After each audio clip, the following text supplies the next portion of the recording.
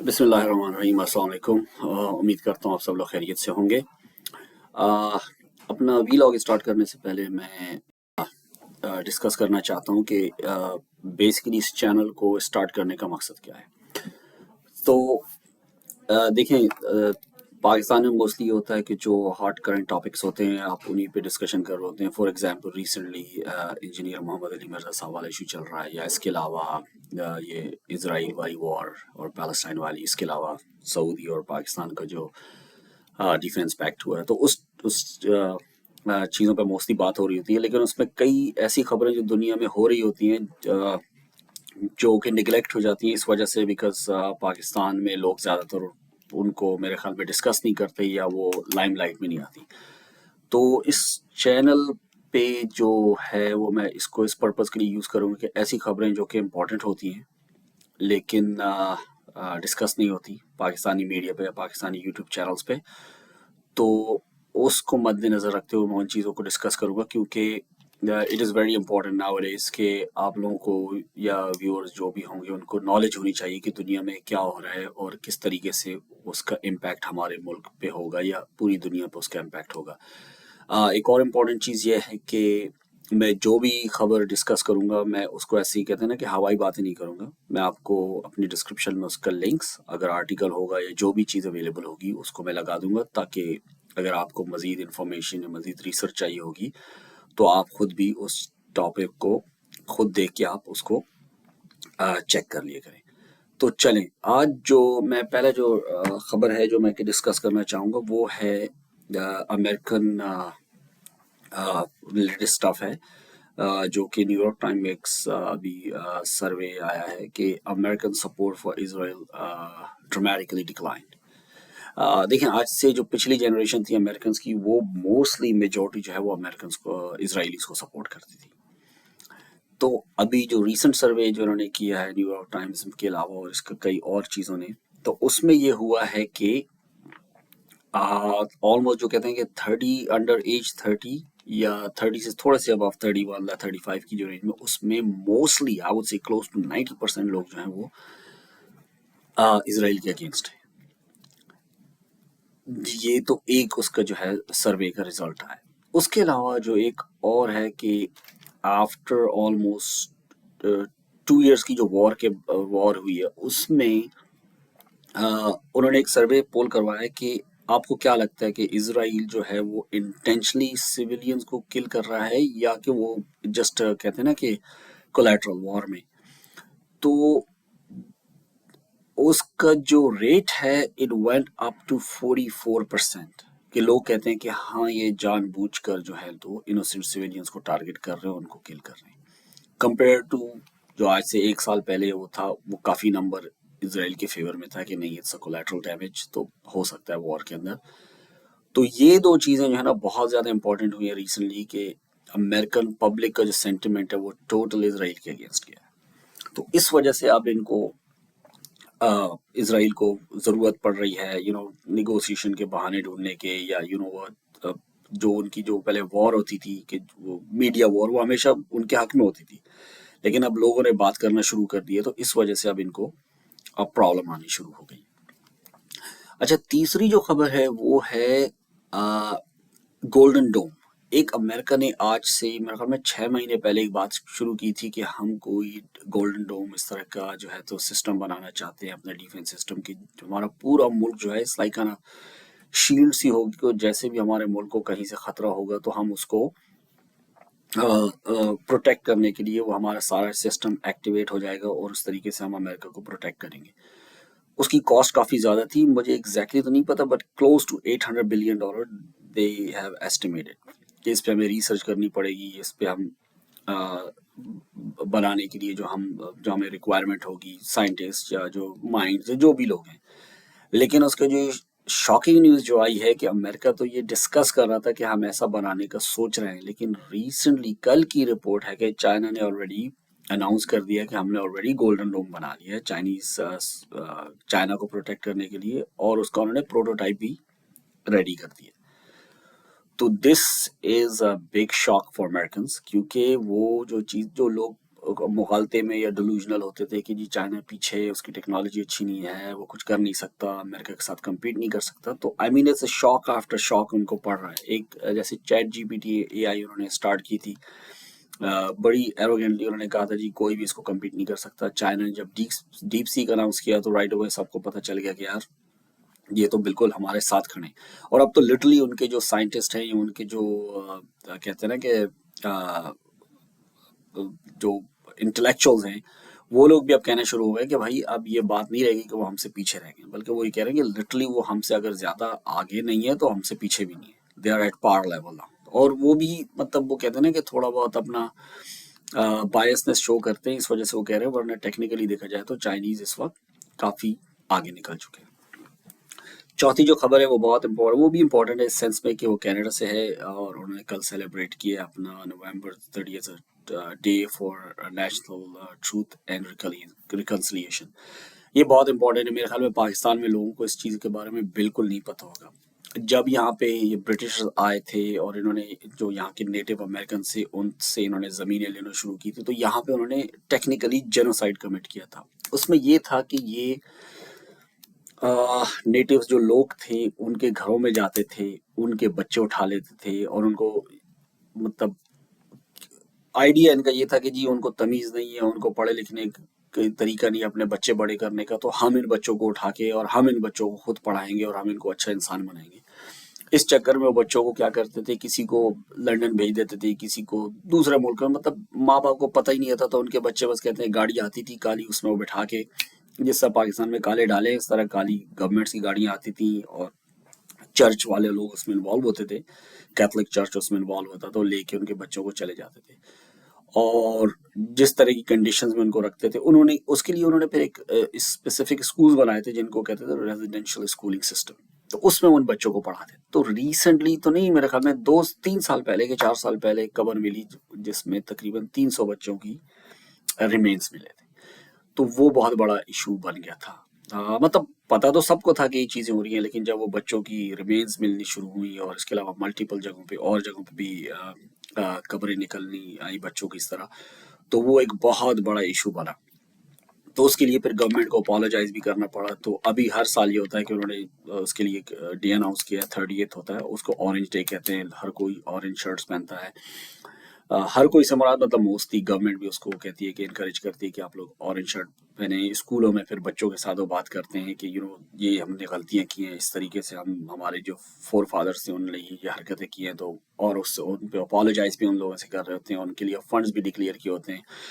ان کے لیے government jobs میں ان کو اسپیسیفک کوٹا بھی دیا ہوتا ہے، کیونکہ وہ چاہتے ہیں کہ اب ان کو ہم سوسائٹی کے اندر دوبارہ لائیں، کیونکہ کافی زیادہ ریزرویشنز ہیں. ان کے بچے مطلب مر گئے. ابھی ان کے کئی لوگوں کو جو ہے نا، وہ جو بچے اس وقت بچے تھے، اب وہ 50-60 سال کی عمر کے پہنچ گئے ہیں یا 20-30. تو اب انہوں نے آ کے بولنا شروع کر دیا کس طرح ہمیں تو پتہ نہیں ہے کہ ہمارے پیرنٹس کون سے، ہم سے اس طرح انہوں نے چھین لیا ہے اور اس طرح کی حرکتیں. تو یہ بھی بہت زیادہ امپورٹنٹ ہے. تو اگر آپ لوگوں کو اس میں اور ریسرچ کرنی ہے تو میں آپ کو اس کا لنک بھی لگا دوں گا. تو آپ دیکھیں کہ دنیا میں کس کس طریقے کی حرکتیں ہوئی ہیں، لیکن دنیا نے ان چیزوں سے سبق سیکھا ہے اور مطلب آگے جانے کی وہ کوشش کر رہے ہیں. 100% آف کورس تو شیورٹی کسی چیز کی بھی نہیں ہو سکتی، بٹ ایٹ لیسٹ اسکولوں میں پڑھانا شروع کر دیا انہیں اس ٹائپ کی چیزیں کہ لوگوں کو اندازہ ہو یا ہمارے بچوں کو، آنے والی جنریشن کو پتہ ہو کہ کیا غلطیاں ہوئی ہیں اور ہم نے اس طرح کی حرکتوں کو نہیں دہرانا. اچھا، لاسٹ بٹ ناٹ لیسٹ، یہ جو امریکہ کا جو ابھی 20 پوائنٹ پروپوزل آیا ہے غزہ کی سیز فائر کا، رائٹ. دیکھیے to be honest with you, میں نے اس کو تو پڑھا نہیں ہے 20 پوائنٹس کو، لیکن میرے لیے اس کا ڈاؤٹ فل ہونا اس لیے کافی ہے کہ یہ امریکہ نے کنسٹرکٹ کیا. تو مجھے اس کو پڑھنے کی ضرورت نہیں ہے، صرف تھوڑا سا میں نے جو اوپر سے سرسری نظر سے پڑھا ہے تو وہ ہے. لیکن میں اس لیے 100% گارنٹی کے ساتھ کہہ سکتا ہوں کہ یہ پیلسٹینین کے فیور میں نہیں ہوگا. یہ امریکن نے بنایا ہے، تو ڈرافٹ جس طریقے سے انہوں نے اس کو کیا تو اس میں آف کورس وہ فل 100% کوشش کریں گے کہ وہ سپورٹ اسرائیل کی ہو، کیونکہ ریسنٹلی جو ملکوں نے اس کو ایکسیپٹ کرنا شروع کر دیا ہے پیلسٹینین ریاست کو، تو اس سے بھی ان کو کافی زیادہ دھچکا لگا ہے. کیونکہ اگر آپ دیکھیں، میں اس لیے 100% شیورٹی کے ساتھ یہ بات کر سکتا ہوں کہ ان کی نیت کبھی بھی یہ نہیں ہوگی کہ وہ پیلسٹینیوں کو اس معاملے میں فیور. دیکھیں ٹرمپ کا جو انر سرکل ہے یا اس کے جو سینیٹرز ہیں یا اس کے جو مشیر ہیں، اگر آپ ان کی اسٹیٹمنٹ دیکھیں، فار ایگزامپل لنڈزی گراہم ہے، ساؤتھ کیرولینا کا سینیٹر ہے، اس نے کہا جی یہ تو فضول قسم کی بات ہے، تو اس طرح کی کوئی تو چیز ہے ہی نہیں، دو ریاست، کوئی بارڈرز نہیں ہے، کچھ نہیں ہے، تو یہ آپ کیا فضول قسم کی باتیں کر رہے ہو، اس طرح کی چیزوں سے کچھ نہیں ہو سکتا۔ اس کے علاوہ ایک ان کی ہے اسٹیفینک نام کی کانگریس وومن ہے، جس کو انہوں نے نامینیٹ بھی کیا تھا ٹرمپ نے یو ایس کا ایمبیسیڈر اس کے یونائٹڈ نیشنز کے لیے، لیکن بعد میں اس نے ہٹا دیا، آگے پروسیڈ نہیں کیا۔ لیکن اس کا بھی یہی تھا، وہ تو ببلیکل مطلب بائبل سے ریفرنس دے رہی تھی کہ نہیں جی بائبل میں بھی یہ چیز ہے، یہ تو پاسبل ہی نہیں ہے نا، یہ تو جوئش لینڈ ہے 3000 سال سے، تو اس طرح ہونا چاہیے۔ اس کے علاوہ ان کا جو حکبی ہے، جو ان کا ایمبیسیڈر ہے اسرائیل کے لیے، اس نے بھی بات کی ہے کہ بھائی ان چیزوں سے کوئی فرق نہیں پڑتا اور ایسی کوئی چیز نہیں ہے اور پاسبل بھی نہیں ہے، تو ہم اس چیز کو نہیں مانتے۔ لنڈزی گریم والی کی جو میں بات کر رہا ہوں، اس نے تو شروع میں مطلب دھمکیاں بھی لگانے بھی شروع کی تھی کہ جو ملک اس کو انیشیٹ کریں گے پیلسٹینین ریاست کو، ہم اس پہ پابندیاں لگا دیں گے، ہم ان کی اکانومی کو کرش کر دیں گے۔ لیکن وہی والی بات ہے کہ اب وہ دھمکیوں والا زمانہ نہیں گیا، جب وہ سب ملک اکٹھے ہو کے انہوں نے ایکسیپٹ کیا، تو اب ان کے پاس کوئی چوائس رہ نہیں گئی، تو ابھی پھر انہوں نے یہ جو ایکارڈ ٹائپ کی حرکتیں شروع کی ہیں۔ ٹھیک ہے، اس کے علاوہ ایک ان کا اور ہے، ٹیکسس کا سینیٹر ہے ٹیڈ کروز، اگر اس کا آپ ایک انٹرویو دیکھ لیں ٹکر کارسن کے ساتھ، تو اس میں بھی اس کا وہی ببلیکل قسم کے حوالے دے رہا تھا کہ یار یہ بائبل میں یہ آیا ہے کہ یہ لینڈ ان کی ہے، اور اس طرح کی مطلب فضولیات قسم کی نا۔ تو کہنے کا مقصد یہ ہے کہ آپ کان کو کہیں سے بھی پکڑ دینا، at the end of the day جو حقیقت یہ ہے کہ بھائی یہ کبھی بھی پیلسٹینین کے فیور میں نہیں ہوں گے۔ تو ہمارے ابھی جیسے حافظ صاحب ہیں یا اسحاق ڈار صاحب ہیں، دیکھیں ان کا اتنا زیادہ کوئی ایکسپوجر ہے نہیں انٹرنیشنل لیول پہ کہ ان لوگوں کے ساتھ کس طریقے سے ڈیل کرنا ہے۔ آپ ایک چھوٹے لیول پہ سوچ کر گئے ہو کہ جی وہ دیکھیں جی انہیں ریاست مل جائے گی، انہیں یہ ہو جائے گا، اس بات کی کوئی گارنٹی نہیں ہے۔ دیکھیں آج امریکہ کوئی چیز سائن کر دیتا ہے، حماس وہاں سے ہر چیز ختم کر دیتی ہے، کل کو دوبارہ وہ آ کے گھسنا شروع کر دیتے ہیں، پھر ان کو روکنے والا کون ہوگا؟ کوئی بھی نہیں ہوگا، یہی امریکہ ہوگا۔